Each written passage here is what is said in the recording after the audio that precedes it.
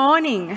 My name is Louise Macleod and I'm the Complaints Commissioner at the Aged Care Quality and Safety Commission. It's lovely to see you all here for our session on the new registration model, and hopefully you are all providing care of residential services. Some of you might be a little mixed, but you know who you are. So, joining me today, I've got our Collective Brains Trust from the Commission and also from the Department. So, shortly, I'll have joining me on stage Lisa Peterson, the Deputy Commissioner of Sector Capability and Regulatory Strategy from the Commission.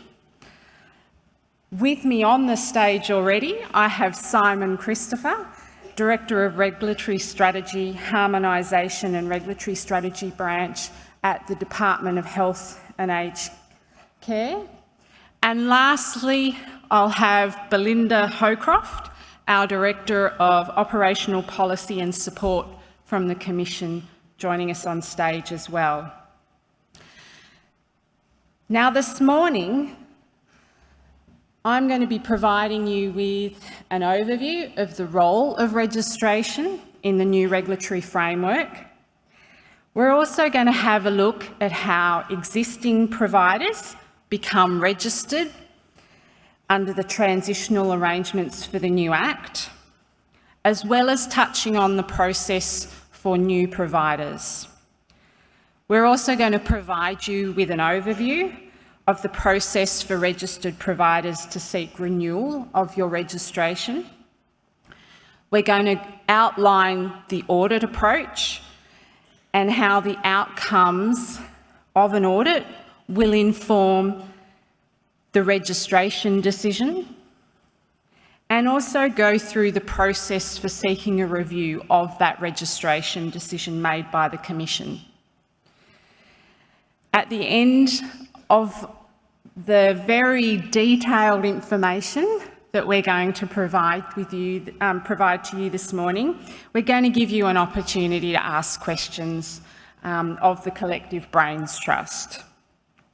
To do that, you'll need to use the conference app, and as we did in the earlier session with the Commissioner, you'll need to click on the session, so provide a registration, and then you'll need to click on the live Q&A happening now, and that way you'll be able to submit your questions. And again, we'll have microphones down at the front and one way up there that I can't see. So if you do, at the point we go to questions, head to the heavens and go to a microphone, please identify yourself because I can't see you. And it's not because my eyes are failing me. All right. The other thing I wanted to let you know with this morning's session is that while we're going to provide you with a lot of information about provider registration, it is important to note that there are several components that are still subject to decisions of government. And it may change as, in terms of what's in the exposure draft, they may change as the bill's introduced to Parliament. But we'll tell you as much as we know. All righty, let's get underway. So, a key change being introduced under the new Aged Care Act is the introduction of a single universal provider registration model. And that model will require all providers to be registered by the Commission to deliver funded aged care services. And providers will be able to register in one or more registration categories based on the service type of care that you intend to deliver. And your registration category will determine which obligations and conditions you must comply with. Now, registration will streamline your obligations and your interactions with the Commission, where you're delivering care across multiple different service types. So, for example, where a provider is delivering CHSP and home care, the services being delivered under each of those programs will inform the registration categories that apply to you as a single provider. Now, these providers, as you know, currently have obligations under their funding agreement if you're CHSP, and obligations under the existing Aged Care Act for home services. Under the new Act, you will have a consolidated set of obligations.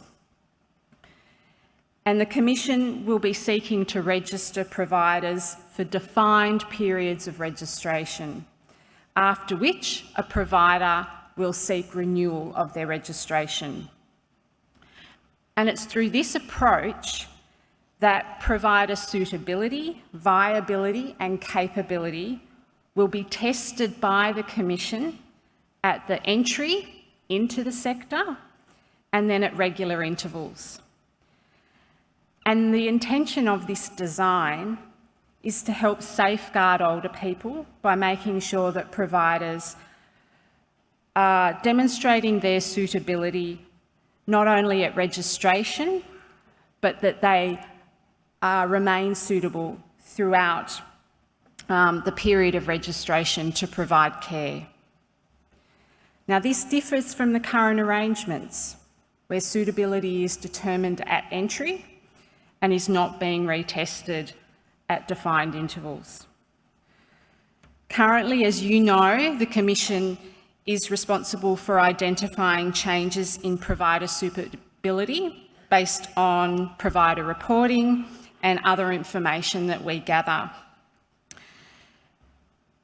rather than providers being responsible for demonstrating their suitability to the Commission at regular intervals. So the aim is that the registration model will ensure that there is greater transparency, regulatory intelligence and oversight. And this gives the Commission greater visibility of who is operating in the sector and the funded aged care services providers are delivering, so that we can adequately respond proactively to emerging risks that we see. So registration will apply to all of those existing programs that you see on the slide.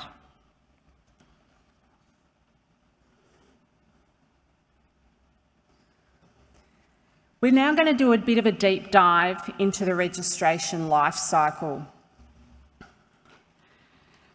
And we're going to unpack this over the next 5 to 10 minutes.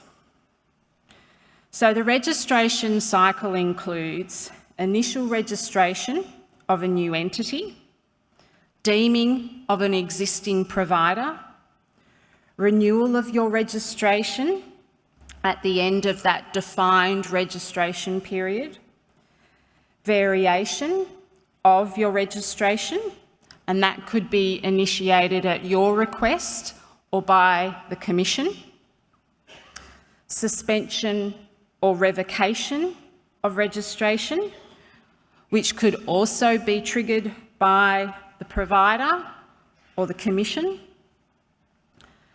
And where there is revocation of registration, that's the end of the registration cycle, where the provider will cease to provide Commonwealth-funded aged care permanently. The Commission, as always, will be monitoring registered providers to detect and understand the risks to older people in the provider's care and the provider's compliance with their obligations and conditions.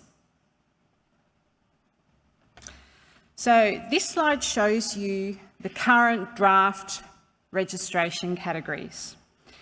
Registration, the process, commences when a new entity seeks to provide Commonwealth subsidised aged care. They can apply to the Commission to become a registered provider by submitting a registration application form. And the registration form will likely require information such as the registration categories you're seeking to be registered in, the service types that you intend to deliver, any details of a residential aged care home where residential care is intended to be provided, and any other information that the Commission considers necessary so that we can make a registration decision based on the requirements of the Act. And this may include details about your responsible persons, associated providers, and information about the commitment, capability and capacity to deliver funded aged care services in those intended service types. Now, you may be wondering what I mean by an associated provider. This is a new concept that is introduced in the new Act. An associated provider means an entity that delivers services on behalf of a registered provider, such as a subcontractor. Associated providers will not need to be registered. The registered provider will be responsible for ensuring that associated providers comply with the relevant obligations to ensure that the quality and safety of services they deliver meets the requirements. Registered providers cannot contract out of their legal responsibilities. However, in future, associated providers may decide to apply to become a registered provider in their own right. The provider registration categories and service types are grouped according to common characteristics, associated risks, and the obligations on providers to address those risks. The information required in the application form is therefore going to vary based on the registration categories. We will be requiring additional or more information for categories where there is a higher associated risk.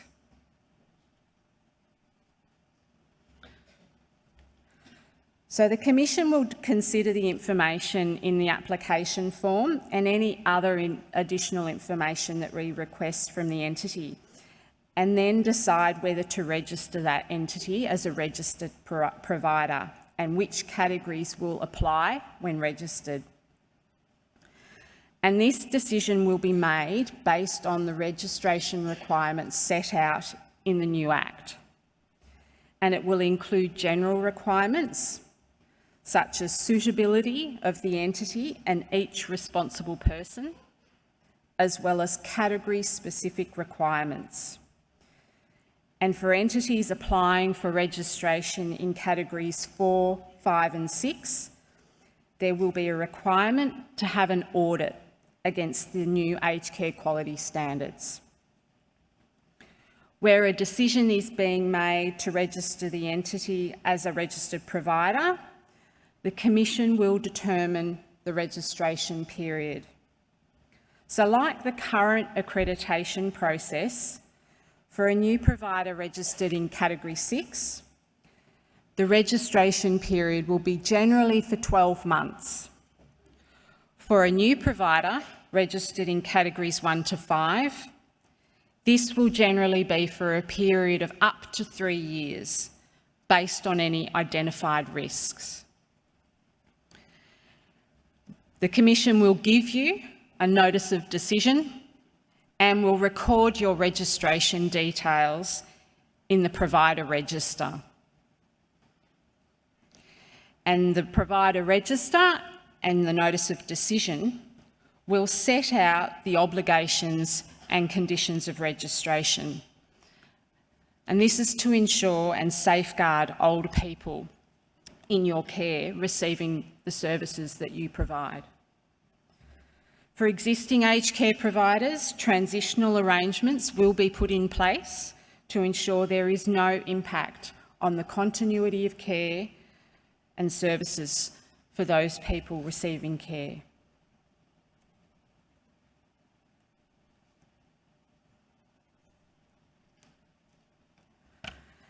So when it comes to approval of residential care homes, the home that you're providing residential care in will be approved as part of the registration process. Existing approved residential care homes will not need to be reapproved as part of the renewal process, or where there is a transfer of a residential care home. There will be a separate variation process, which I'll cover shortly, that will allow for a provider to apply to the Commission to remove or add an existing approved residential care home to their registration record. So prior to the expiry of the registration period, the Commission will initiate the registration renewal process. We will advise the provider of the timeframe in which you need to complete and submit a renewal application form. And these timeframes will depend on the provider's registration categories and whether an audit against the new quality standards are required. And this process may take up to 18 months, or may occur or begin up to 18 months prior to the end of the registration period. And when a decision is made to renew the registration, this will generally be for a period up to 3 years, although the Commissioner can shorten the period in response to identified risks. Like the registration process, the Commission will issue you with a notice of decision and update registration details in the provider register. And registration will continue to be subject to the provider meeting its obligations and conditions of registration.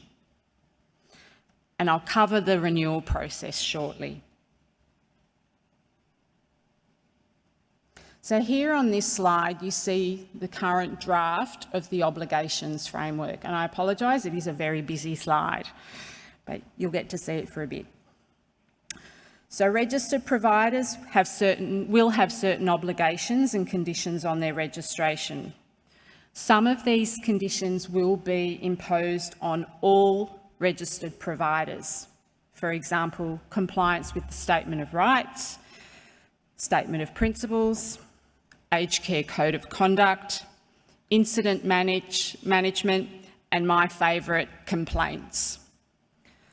Some will be category specific, applying only to certain providers, for example, compliance with the quality standards. The Commissioner may also impose conditions on the registration of a provider. For example, conditions relating to the geographic location or the number of older people the provider is delivering aged care services to. This is like the current sanctions power under the Commission Act at the moment. We may also impose conditions that restrict the service types that can be delivered within a provider registration category, or conditions where an issue is being addressed through regulatory or enforcement pathways, such as a condition that the registered provider must appoint an advisor for a specified period or provide specified training for their workers. At all times, these decisions and the conditions will be risk proportionate and only apply where relevant to the registered provider. The conditions are designed to assist with the management of risks inherent in the delivery of those aged care services. So, variation of registration. How does this happen? Under the new Act, a provider's registration may be varied either by the provider on an application or from the Commission through a variation process. The Commission may vary a provider's registration to alter or revoke a condition of registration imposed by the Commission, impose a new condition, remove the provider from being registered in the provider registration category, reduce or extend the registration period, or remove a residential aged care home that has been approved in relation to the provider.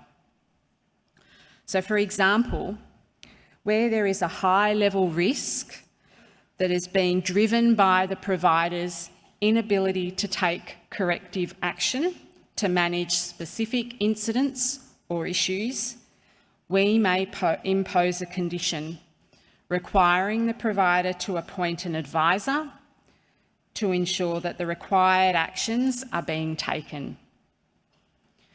And then when the provider has done what is required and there are no ongoing issues, we may vary the registration to revoke that condition. As always, before the Commission decides to vary the registration in a way that may have adverse impact on a provider's delivery of aged care services, a notice of possible variation will be issued to the provider, giving you an opportunity to respond.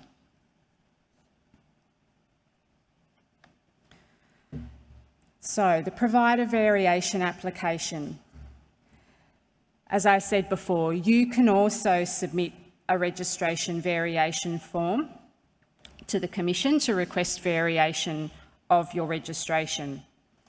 The provider can seek to register in a new category, remove a registration category, seek approval of a new residential care home, add an existing approved residential care home, or remove an existing residential care home.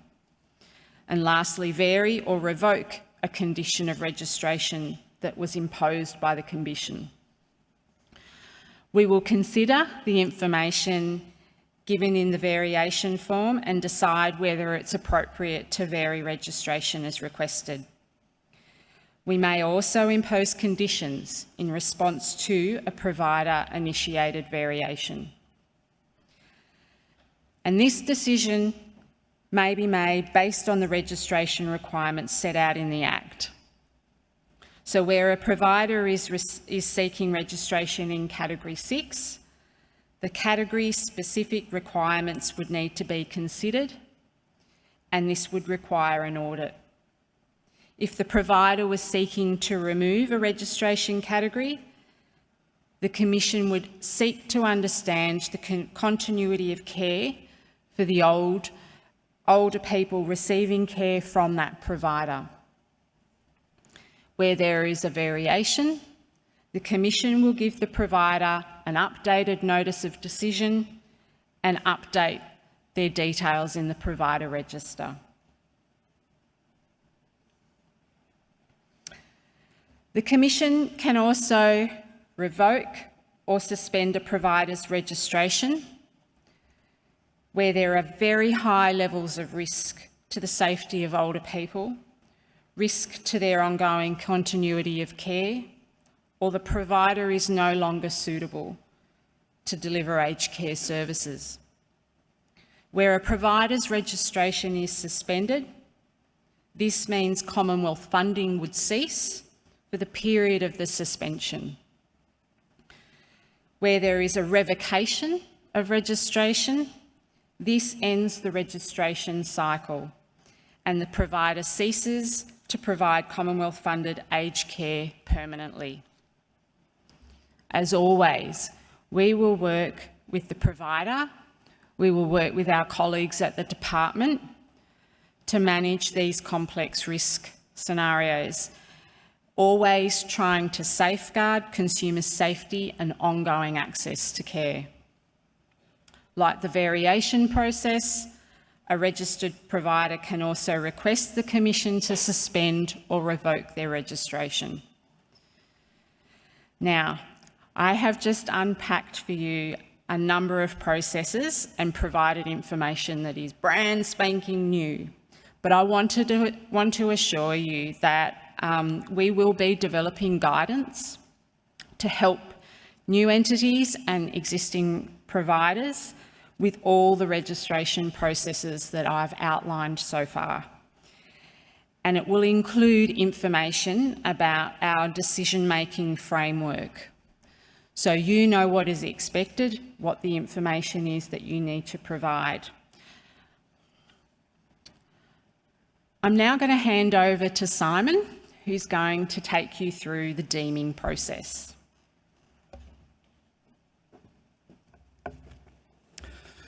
Thanks very much, Louise, and I think I still can say good morning, everyone. Thanks very much for your attendance here today. I just wanted to kick off and talk to the system governor role in this space, which is the department, and our role as transitional arrangements are still being finalised for the new Act. Under the new Act, only registered providers can deliver funded aged care services.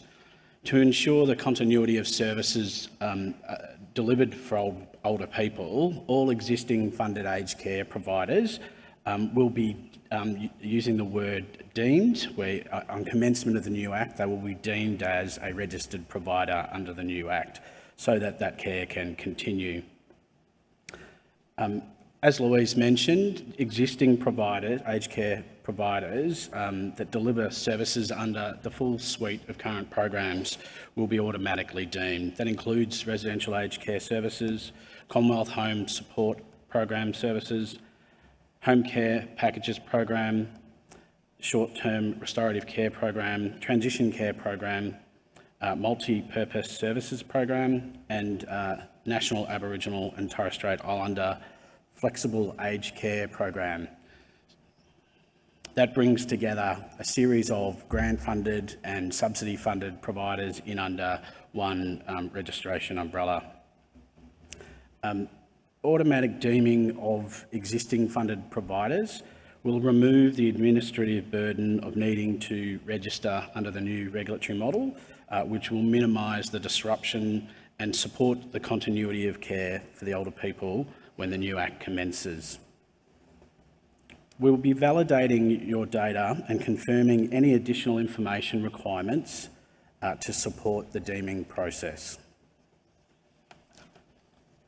As part of the deeming, we'll set up your information in the Government Provider Management System. Most of you would know that as GPMS. GPMS makes it easier for providers to access and report information to government. Upon commencement of the new Act, all providers registered as part of the deeming process will all automatically start being regulated under the new model. As part of our deeming process, we will establish the renewal dates that Louise referred to in the renewal application process. We'll work closely with our colleagues at the Commission who will provide us with a sequencing of those renewal dates to ensure an orderly process for renewal of existing providers. To ensure the smooth transition of your data as part of the transition deeming process, please ensure your key contact details and roles and responsibilities are up to date in GPMS or with your program manager so that we can easily contact you. This is important because it's the data that we'll be using to contact you directly. All providers will have the opportunity to provide feedback on their proposed registration categories prior to the deeming occurring. We will reach out to some providers if further clarification or information is required to facilitate that process. This will include confirmation of services delivered or your organisational details. The deeming and transition process is intended to prevent any negative impacts on the delivery of care for older people. Thanks, Louise.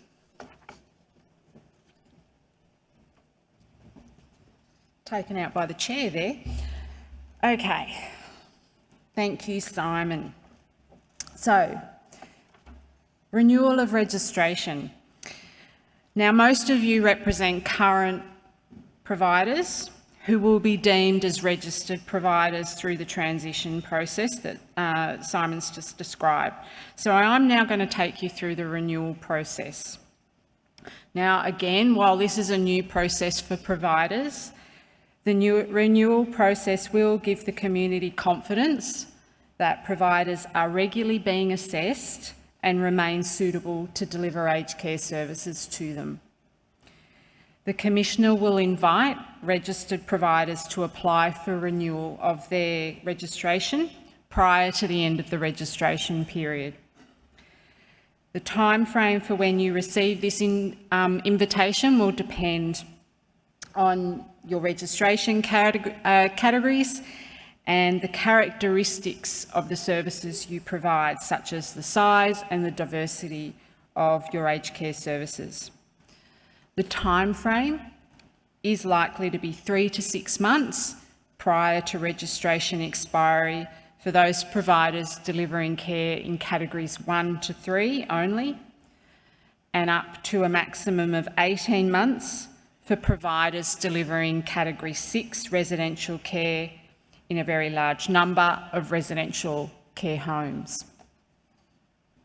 Once again, we will develop guidance prior to the new Act coming into operation to advise providers when invitations will be sent out for different provider cohorts. And this registration renewal activity and invitation may include details about the information you are to provide with your application, and it will also describe and provide information about the audit process for category 4 to 6 providers. If the renewal application is not submitted by the registered provider prior to the end of the registration period, registration will cease. In these circumstances, the provider is still subject to registration conditions regarding ceasing of services to the older person. So, for example, if they propose to cease delivery, you must notify the Commissioner and have a plan to manage the continuity of care of older people in that service.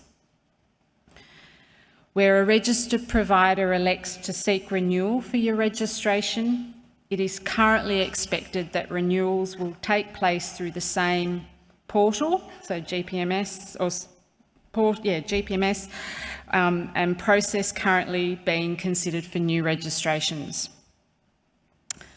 Like the registration process, the application for renewal of registration and matters considered by the Commissioner in making a decision will depend on the categories a provider is registered in. Our colleagues at the department are continuing to refine the renewal of registration in the draft legislation to ensure that it's proportionate and streamlined and recognises the existing information held by the Commission. Again, as I said at the outset, all of this remains subject to drafting and is ultimately a decision of the government in respect of the new Act. Providers in category 1 to 3 may be offered an opportunity to complete a streamlined online process to renew their registration. Providers in category 4 to 6 may be required to submit a more extensive application and will also require a registration renewal audit to determine conformance with the quality standards that apply to the provider's registration categories. In deciding whether to renew the provider's registration, the Commission will consider the information being given in the application form and the outcome of an audit where it's completed. In making the decision, the Commission will also consider any information and intelligence the Commission has gathered or received during the provider's registration period, such as through routine reporting, incident notifications, information coming through from complaints, the outcomes of any risk-based monitoring or compliance actions by the Commission. This means that providers will not be required to submit information that the Commission already holds as part of their renewal application. And the renewal decision will be made based on the registration requirements set out in the new Act.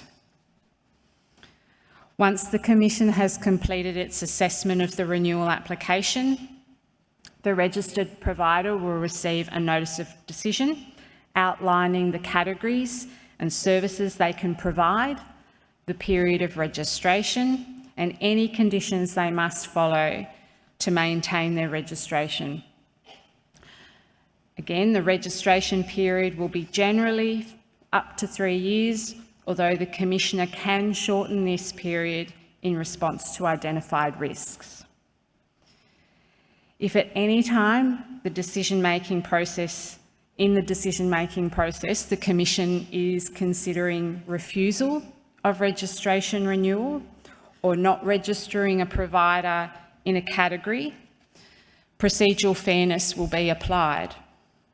So the delegate will write to you, advise you of their reasons for the possible refusal, and give you an opportunity to respond. Like under the current Act, where a decision is a reviewable decision, this would also apply. So, for example, a decision to refuse registration, the provider will be able to request a review of that decision within a timeframe set out in the new Act. Right, audit. How will it work? So the purpose of audit in the new regulatory framework is to inform registration and renewal decisions, and it will be used alongside the Commission's other regulatory information and intelligence that we hold about providers and your compliance with obligations and conditions of registration. The audit process for a new entity seeking registration in Category 4, 5 or 6 will look slightly different to an audit for a provider that is renewing their registration. So what I'm going to do now is sort of set out the two different types of audits, whether it's an audit for registration or an audit for renewal. So for registration, for entities seeking initial registration in Categories 4 to 6, the Commission will undertake a registration audit to inform the registration decision. The purpose of the registration audit is to understand whether the entity seeking registration will be able to comply with the applicable quality standards. For initial registration, this audit would comprise a predominantly desktop review of the provider's governance systems and processes for all categories.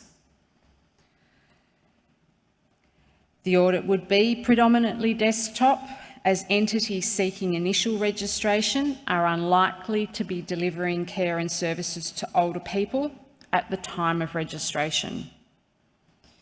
It would include a review of information given by the entity in its registration application or in response to any subsequent information requests we may make. There may also be interviews with management and the governing body, but not interviews with older person, as the audit is not collecting evidence of care delivery, given that the entity is not yet registered. A site visit might be required based on the service types the provider is intending to deliver.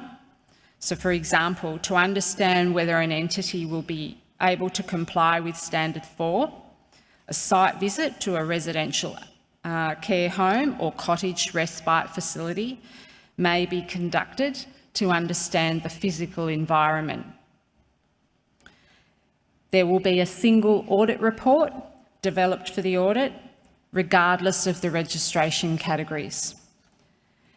The entity will be given a preliminary audit report to review and to respond to.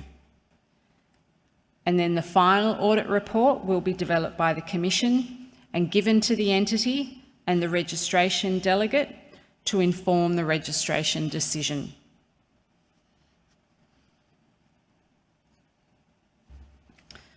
As I mentioned earlier, before the end of the registration period, the Commission will contact the provider to initiate renewal of their registration.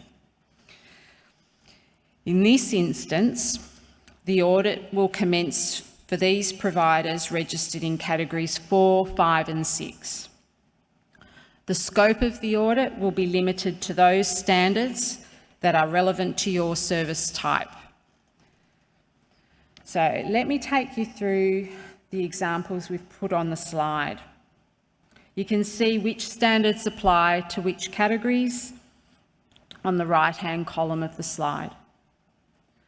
For Type A providers, so providers delivering service types in category 1 to 3 only, you will not be subject to the standards, so there will be no audit requirement for renewal of registration. For Type B providers, where you are delivering service types in category 4, your audit program will involve one audit, and the audit will look at standards 1 to 4. The audit does not include service types in categories 1 to 3. For Type C providers, where you are delivering service types in categories 4 and 5, your audit program will involve one audit, and that audit will look at standards 1 to 4 for all service types in category 4 and 5, plus standard 5 for your nursing services. For Type D providers, where you have a combination of home and community services in categories 1 to 5, plus category 6 service types delivered through residential care homes, your audit program will involve one audit covering all service types in categories 4 and 5, and one audit for each residential care home. Each residential audit will look at standards 1 to 7. And last but not least, Type E providers, where you only deliver residential care and are registered in category 6, your audit program will involve one audit at each residential care home, and each residential audit will consider standards 1 through to 7.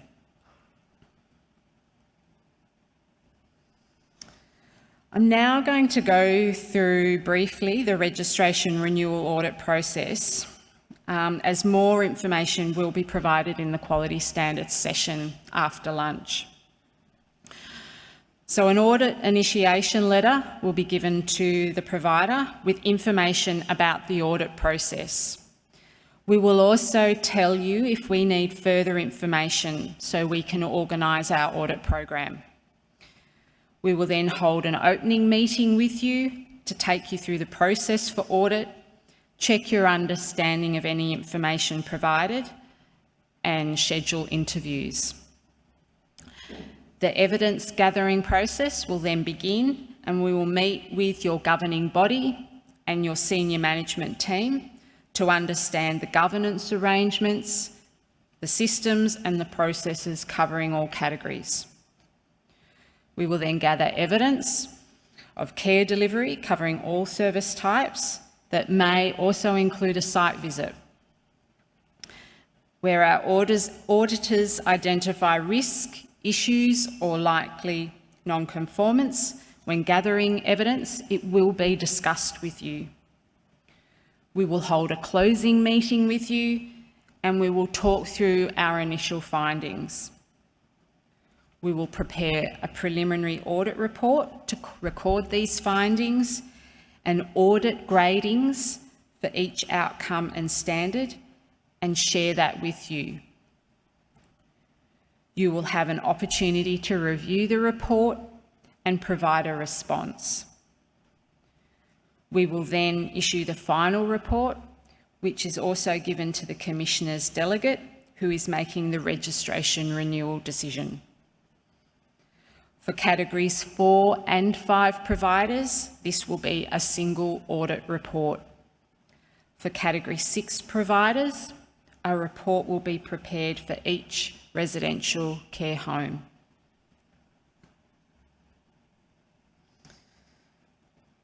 The audit will determine your conformance with the standards that apply to you.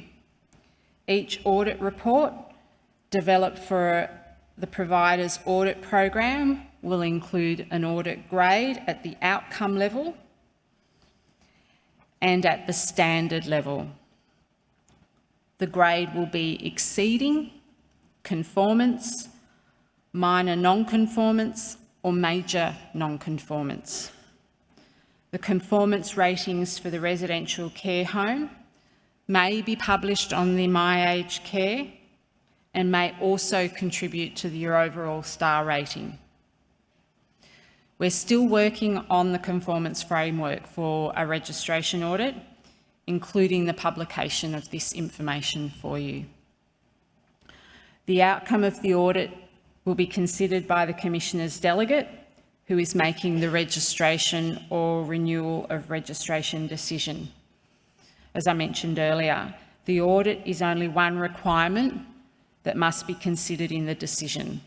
So, for example, we may also consider suitability and capability to deliver funded aged care services and your financial management in the delivery of these services.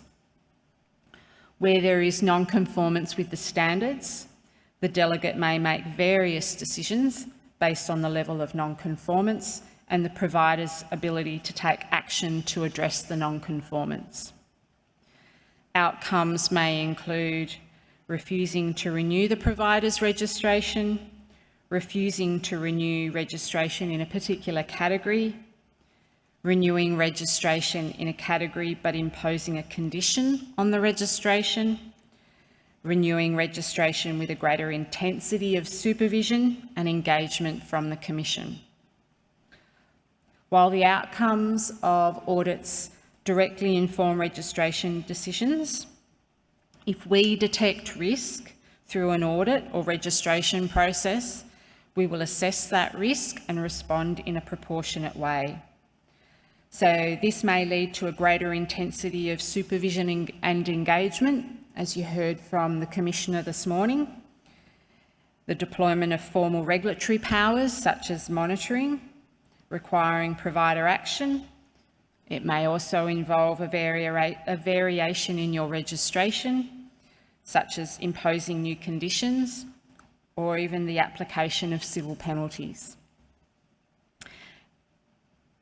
Our decisions about the use of these powers and where there may be parallel actions will be informed by your posture, and these decisions will be in parallel to the audit process.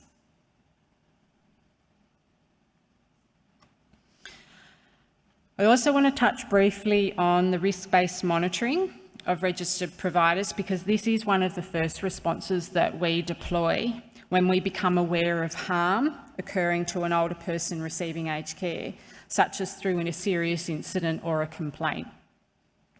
Through risk-based monitoring, we may at any time identify concerns relating to a provider's compliance with any of their obligations and conditions of registration. For example, a breach relating to the quality standards, financial and prudential standards, the code of conduct, or requirements relating to continuous improvement. Risk-based monitoring allows the Commission to engage with providers about the concerns we have, to hold providers to account when things have gone wrong, identify any gaps in their response being taken, and inform any required compliance or enforcement actions. If through risk-based monitoring the Commission identifies concerns about the provider's suitability to provide aged care, The Commission's regulatory response, among other options, may include assessing the suitability of the provider to remain registered.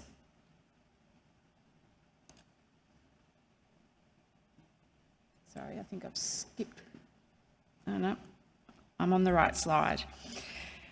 Okay, so I'm now going to wrap up talking about procedural fairness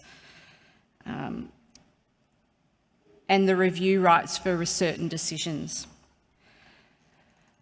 As you should know, the Commission has a regulatory bulletin available on our website that explains procedural fairness, as well as a bulletin on the reconsideration process. Please review these, both bulletins, because the key principles outlined in those bulletins will continue to apply under the new Act.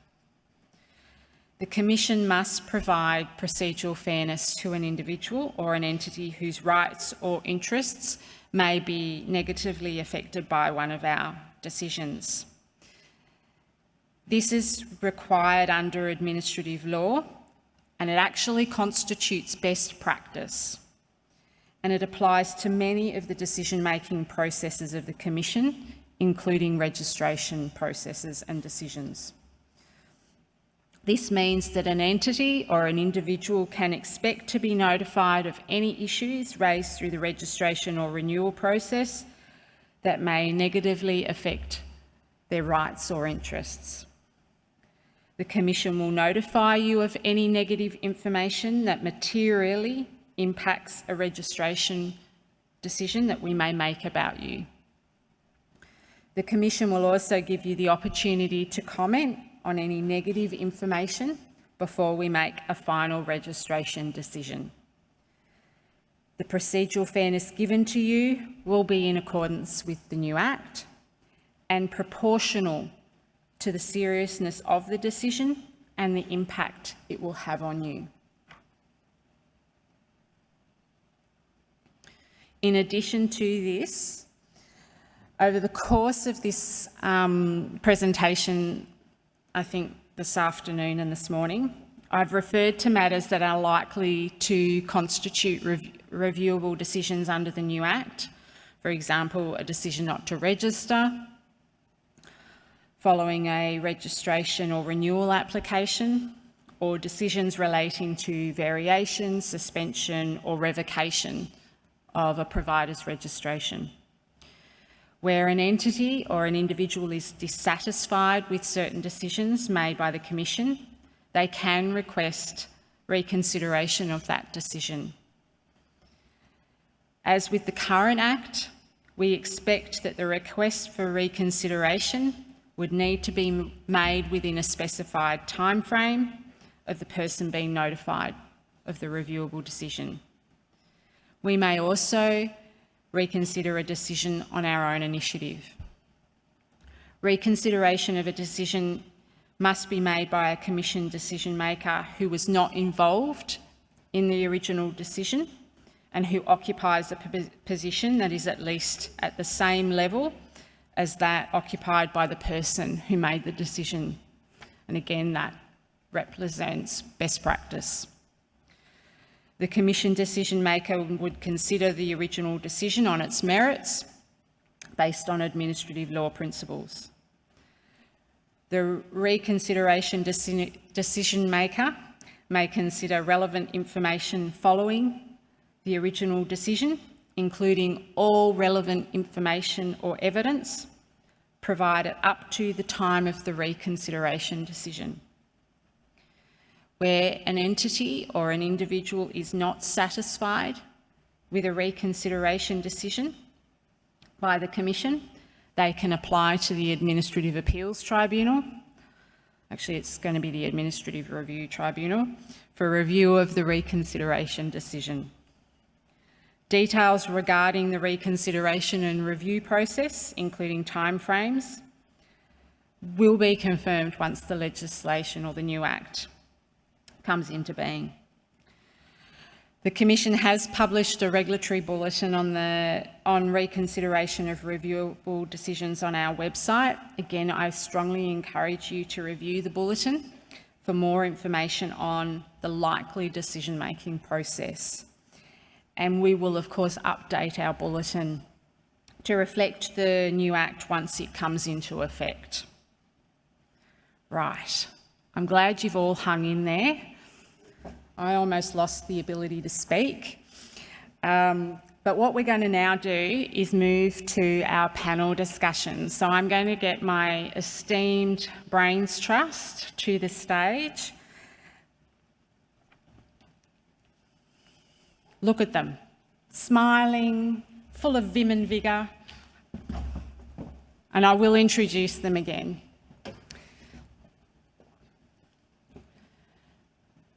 So, to the stage, I welcome Lisa Peterson, our Deputy Commissioner of Sector Capability and Regulatory Strategy, and Belinda Hocroft, our Director of Operational Policy and Support at the Commission.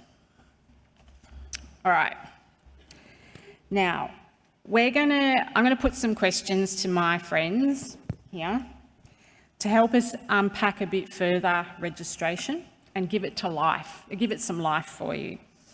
And again, I just want to say at the outset, there are several components that are still subject to decisions of government and may change when the legislation is introduced to Parliament. All right, Lisa. Is there a difference between an audit under the current Commission Act and an audit under the new Act for the purpose of registration? Yeah, thanks. Hi, can you hear me? Great. Yeah, thanks, Louise. Look, when we think about the difference between the current state and the future state, there are probably four things that are different when it comes to audit. And I'll start with market entry. So, under the current arrangements, when we're approving a new provider, we assess their suitability. So that means we look to ensure that they understand all the responsibilities that they would have to meet as an aged care provider and that they can demonstrate to us that they can meet those responsibilities. But there's no requirement as part of that consideration to look at their ability to comply with the aged care standards. Under the new Act, as we've heard, as part of registration, all providers in categories 4, 5 and 6 will need to undertake an audit or have an audit undertaken as part of their registration process. But as we've also heard from Louise, audit won't be the only input into that decision. The decision maker will also take account of all the other things that we know about you through the information that we collect and the contacts that we have. The third category is accreditation. So in the new world, registration renewal is analogous to accreditation in the current state. And under accreditation in the current state, we know that we look at, we undertake an audit of residential aged care services to inform that decision. But in the new state, it's categories 4, 5 and 6. Another really important difference, and one of the most important, I think, is the focus of audit under the new regulatory framework. So right now, when we are assessing quality, the quality and safety of services, care that's been delivered against the quality standards, we're doing that at a service level. But in the new world, we'll be doing that at the provider level. And so what that means is we'll be looking at the provider's governance arrangements, that's your systems and processes and procedures and so on. So we'll be wanting to get a sense of how the provider meets the standards, but then we'll also look at how the standards are being met with care delivery on the ground level. So for Resi, that means an audit for every residential aged care service. And the last difference, and this one's a little bit esoteric, it's really around language, is around how we how we currently use audit as part of our monitoring program. So right now, if we have a reason to be worried about something, we might come out and do an audit of a resi service or a home service at any time. In the new world, audit, as it will be defined, will only be used to inform registration decisions, registration renewal, and in some circumstances, variation of registration. But that doesn't mean that we won't be looking at your performance against the quality standards if we have a reason to be concerned. We absolutely will be. But under our risk monitoring program, we will be able to look at any combination of obligations for aged care providers under the new Aged Care Act, and where we have concerns about whether or not you're meeting the requirements of the quality standards, we'll certainly be looking at those as part of our risk monitoring program. I think that's it, Louise. Thank you. All right, so I suspect you might be wondering what information would need to be given to the Commission via an application for registration. Belle, can you tell us, please? Okay, thanks, Louise. So an application for registration form or a renewal of registration application form will require you to answer a number of questions, as well as potentially include information or documents as attachments to those forms. Now, when that form is received by the Commissioner Delegate, they look at the information in that form in making a decision on whether to register or renew registration, and that is based on the registration requirements in the exposure draft of the draft bill. So when we're developing the application form, we look at those registration requirements and we frame the questions and also the information and documents that need to be attached based on those registration requirements. So in regards to a new entity applying for registration, there'd be a range of information that we would require. So it's information such as your ABN, details on your business, organisation, governance arrangements, senior leadership details, information on service delivery or your business model. So information on staffing, use of subcontractors as an example. We will be collecting information on the registration categories and service types you're intending to deliver, as well as any service groups or specialist aged care programs.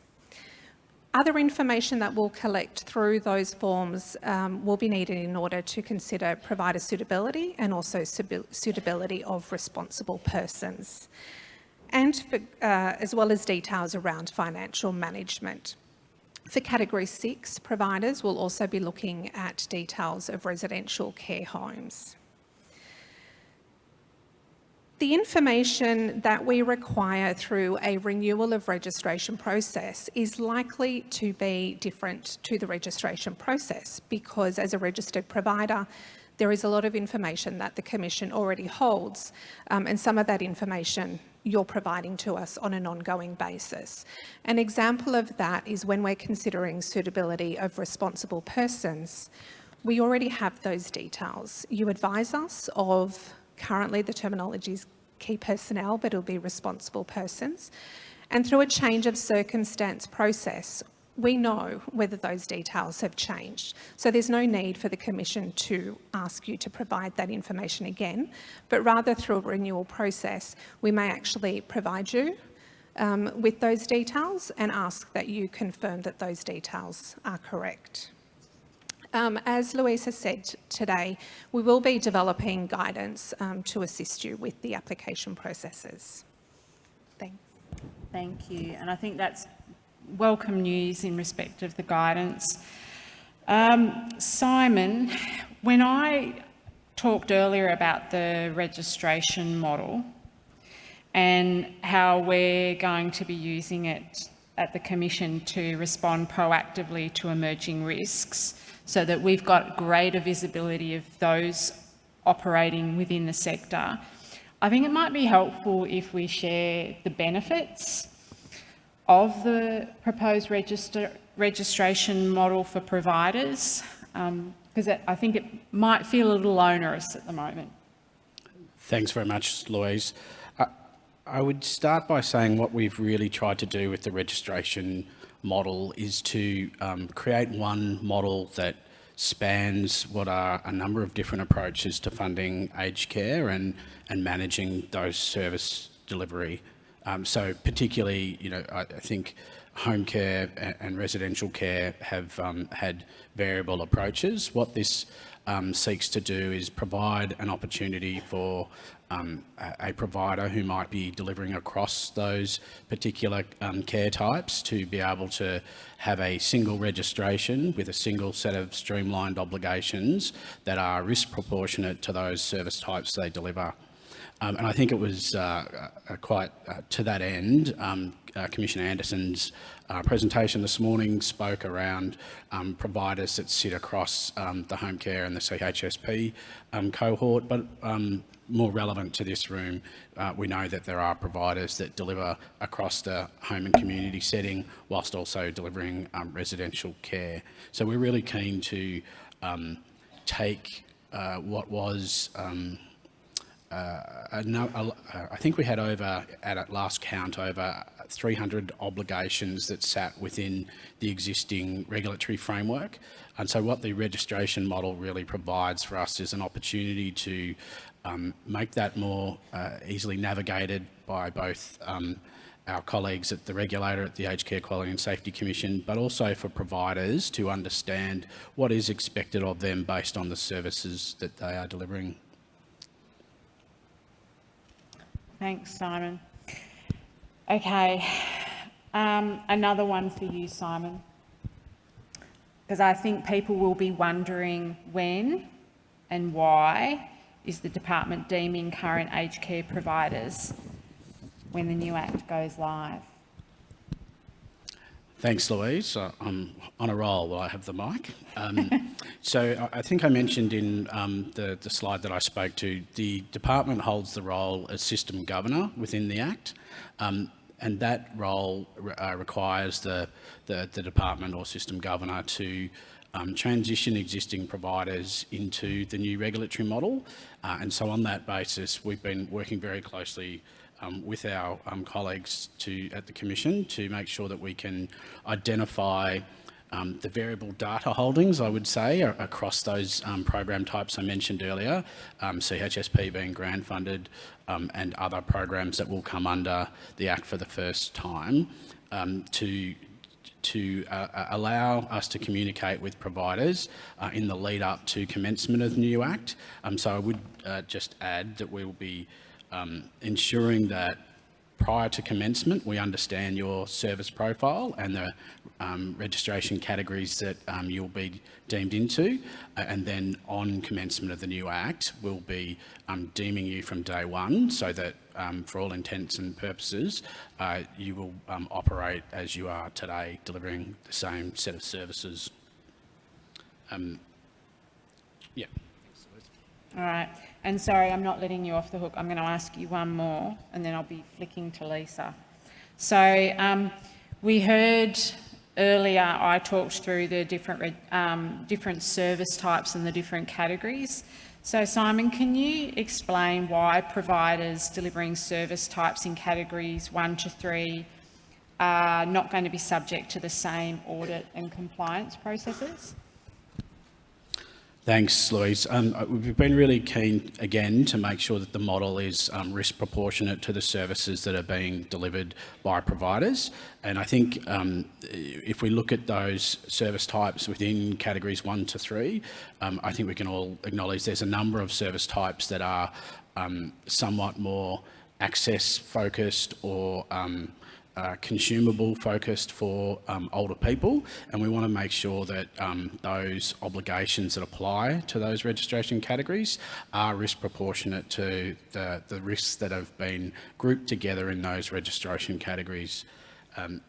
So I would add to that there are there's not that those registration categories aren't regulated. As mentioned in Louise's presentation, there are a number of obligations that will apply across registration categories, such as the Code of Conduct, SIRS requirements and complaints systems alike, so that we believe those mechanisms will continue to ensure that oversight and obligations are proportionate to those services.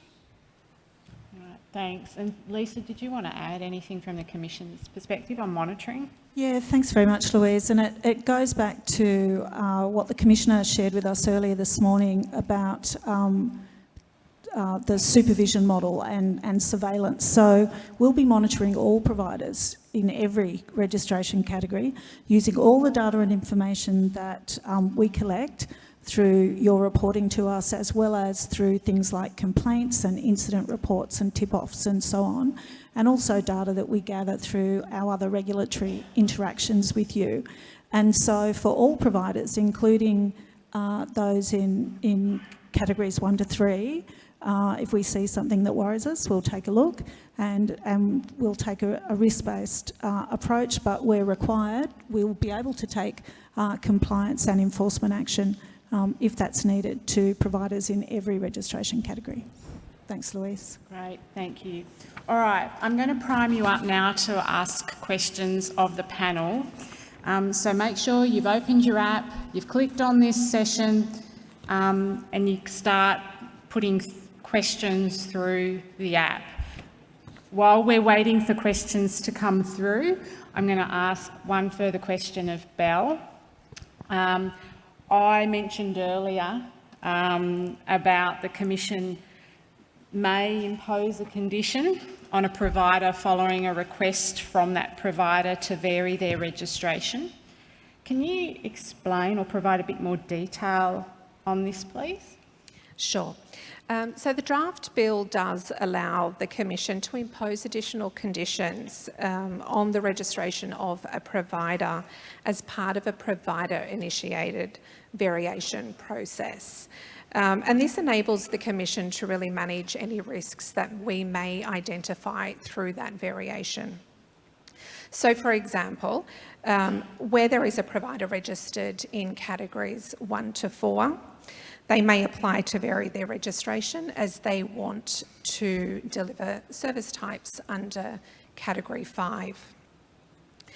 As a result of the variation application, an audit is conducted by the Commission, and the audit identifies minor non-compliance with Standard 5. In their response to the preliminary audit report, the provider advises that they've identified a number of actions that they are planning to take to address that non-compliance.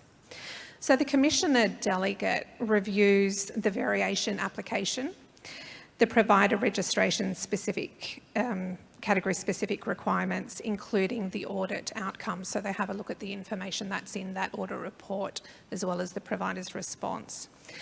Although they consider it appropriate to vary registration to include that new category, they do have some concerns about the identified risk. So as a result of those concerns, they impose conditions on the provider, requiring them to give a progress report to the Commission on, say, a 3, 6 and 9 monthly basis that really provides an update on those actions, how they're being implemented and also sustained. Note that the decision to impose a condition would be a reviewable decision, and so the provider could apply for reconsideration of that decision through the process that Louise covered earlier. Thanks, Belle.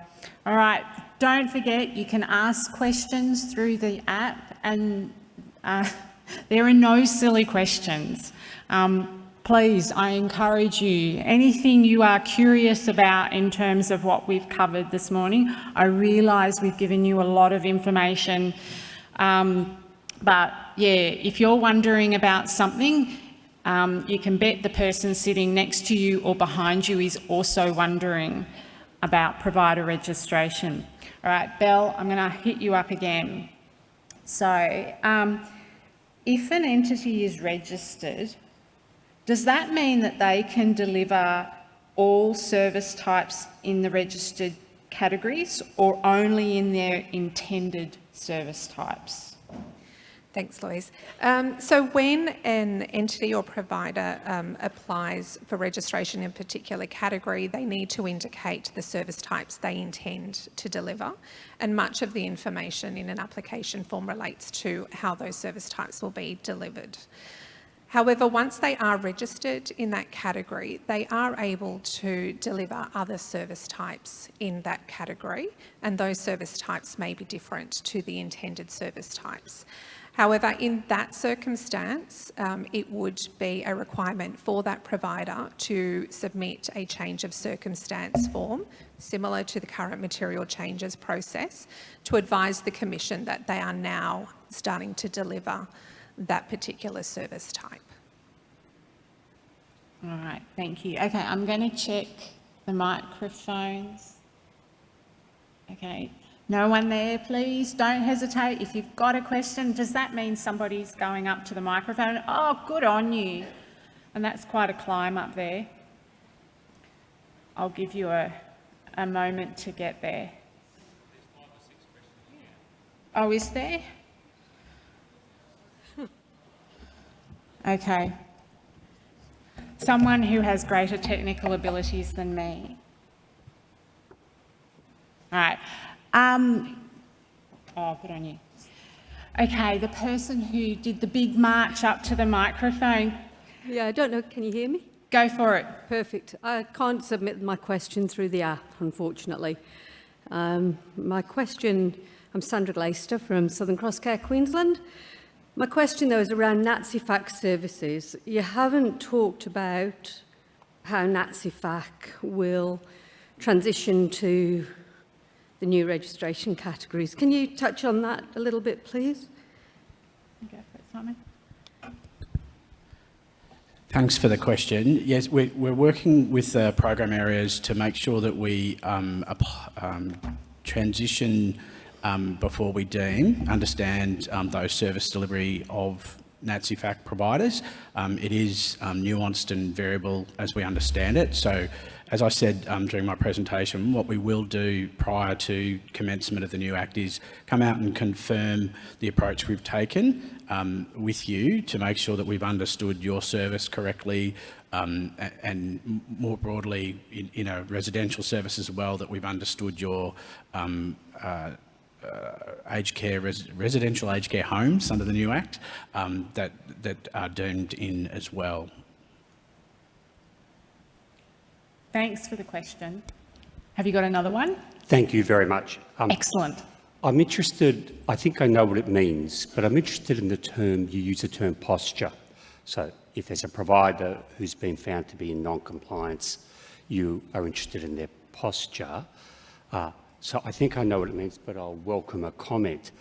I guess that there's a certain dilemma for the Commission, that is, if a provider was to think that the compliance action was not legal or didn't comply with the Act and so forth, and they were to challenge that, could that be perceived to be poor posture? So how do you disentangle procedural fairness and the posture of a provider? Thank you. Great question. Yeah, Lisa. I'll have a crack. That was a really great question. Thank you very much.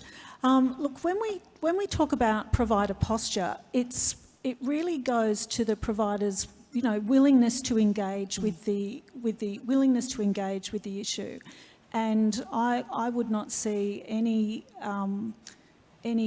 conflict necessarily between a provider who sought a procedural fairness decision because they disagreed with a view that the Commission had formed. That doesn't necessarily tell me that the provider's not engaged in the process of wanting to deliver good care and taking the actions that they think are right. So I think we would, in our minds, think of those things separately. Thank you very much. Excuse me, can I ask a question? Yeah. Oh, sorry, down the bottom. Hello. Okay, go for it. Down the bottom, and then I think someone's joined up the top. Thank you. You've spoken about the registration requirements or renewals being at the provider level. For providers that have got multiple homes, and I guess the renewal process is very similar to the NDIS. Yep. It sounds as if the registration sits at the provider level. Does that mean that the expiry will come at the provider level and then 2 to 20 audits will occur with the homes depending on how many services they have, or will it align like the current accreditation where they're sort of staggered? Great question. Bel? I'm happy to take that on, and that is a really good question. And also is one of the reasons why we're talking about potentially initiating that renewal of registration process up to 18 months prior to the expiry of the registration period. Registration will be at the provider level, so it is the provider that's registered and the provider that will be renewing registration. And as part of that, we will be conducting an audit of all of the residential care homes, and those audits will inform the registration decision. So by initiating registration up to 18 months early, it will allow for those audits, particularly a provider where there's a large number of homes, to be completed. We are looking through the audit methodology, and I know that this will be covered through the next session in more detail, but there is a recognition that there is information that we can identify and obtain through the provider that applies across all of those audits. So when we're commencing an audit program for a Category 6 provider, we will be talking to the provider first. We'll be talking to them about their governance arrangements, their systems and their processes. That will apply to all of the audit information, and that evidence will filter down into the audit of the residential care homes. The audit of those homes is then having a look at the care that is delivered within those homes, having considered the information that had already been provided to us. Thanks, Bel. Okay, the person up the top, and then I'm going to go to what's coming through on the app. Thanks very much. So my question is around the multipurpose health services and the registration requirements for those delivering residential care, like services to residential residents, and the audit process. Will the MPHS be required to be audited against the strength and quality standards?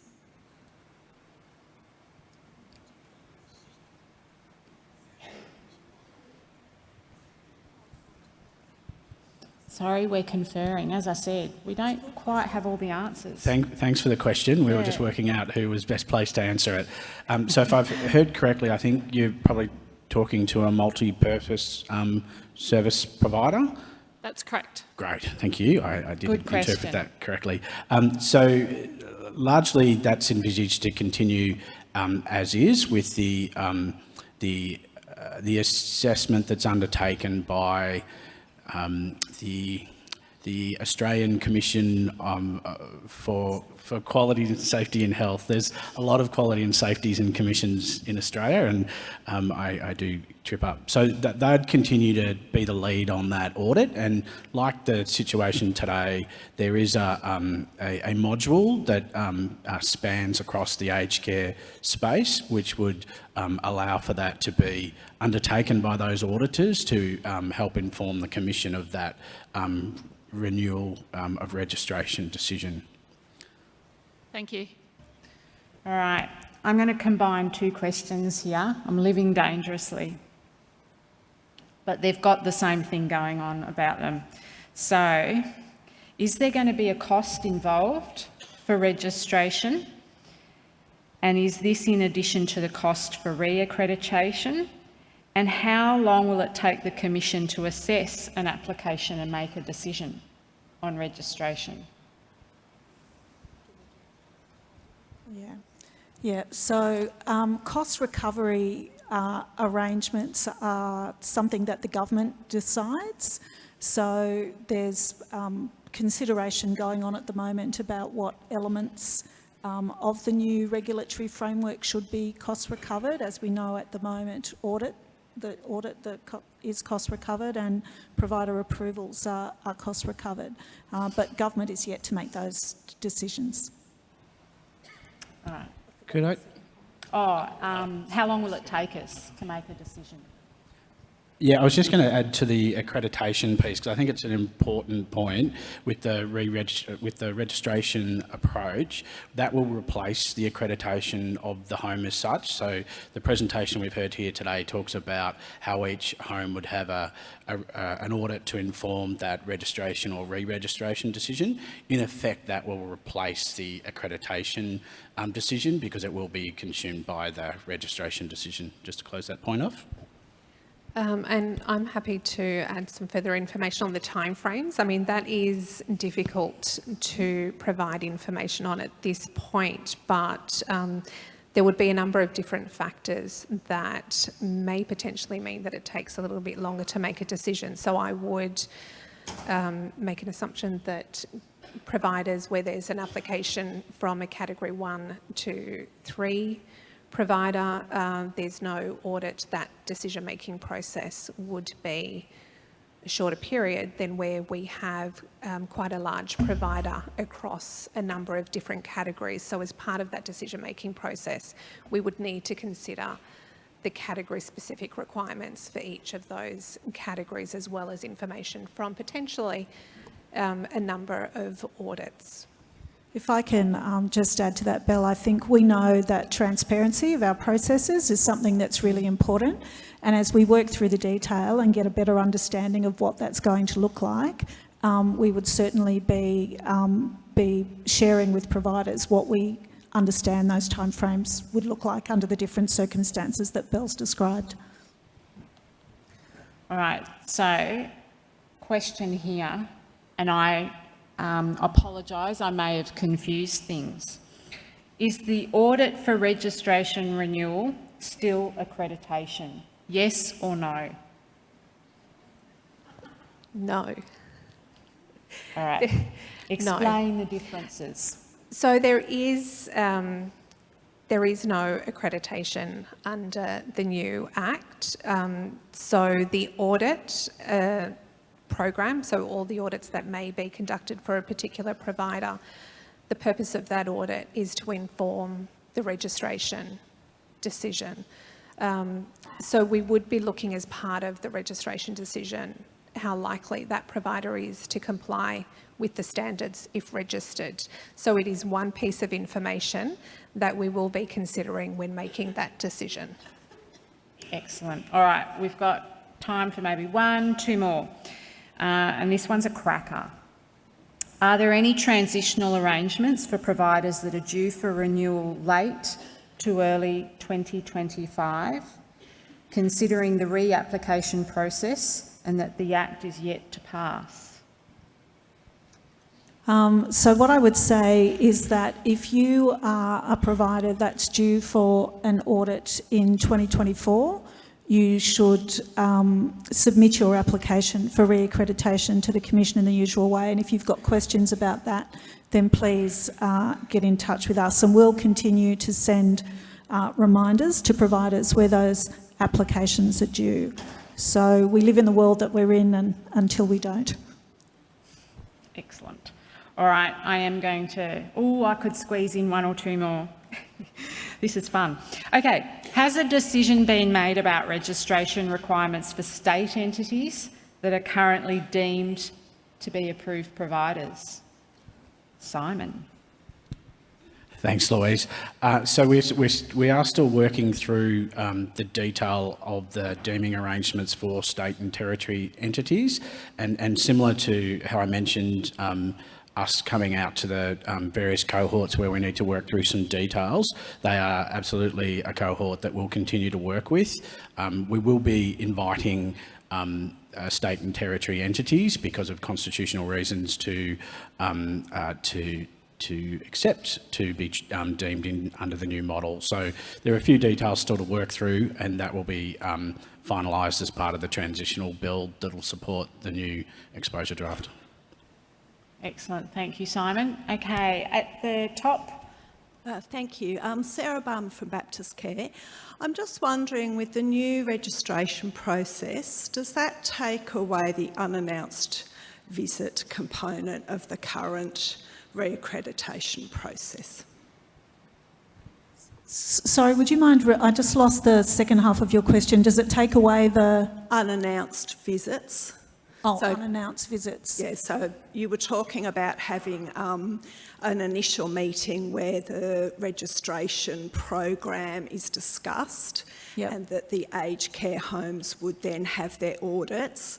Does that mean that those will be scheduled and we'll know when the homes are being audited, or will it continue to be unannounced over that potential 18 months? So we'll talk about that in a bit more this afternoon. There will be a window, there will be a process for audit which will start with engagement with the provider and a number of steps before we come on site. And so there will be a window for that coming on site. But the Commission will continue to do unannounced visits where we're doing that for the purpose of risk-based monitoring. So if we have a concern because of something we've seen, we will continue to do unannounced visits for risk-based purposes. Thank you. Great. You're lucky last, but there are quite a few questions still coming through the app. So rest assured, we're going to take these questions away and make sure that we do respond to those. The means in which... So what we'll do is we'll take on board all of the questions that we're hearing through all of the sessions across the conference, and we'll use that to inform all the documentation that we're developing and the guidance materials that we're developing for you. Thanks, Lisa.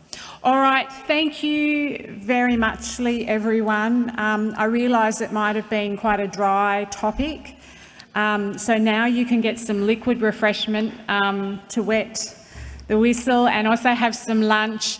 And I think, as Richard directed us earlier, you're back in here for quality standards for Resi, and in K, I'm pointing, I don't know where I'm pointing, K for home services quality standards. Enjoy lunch.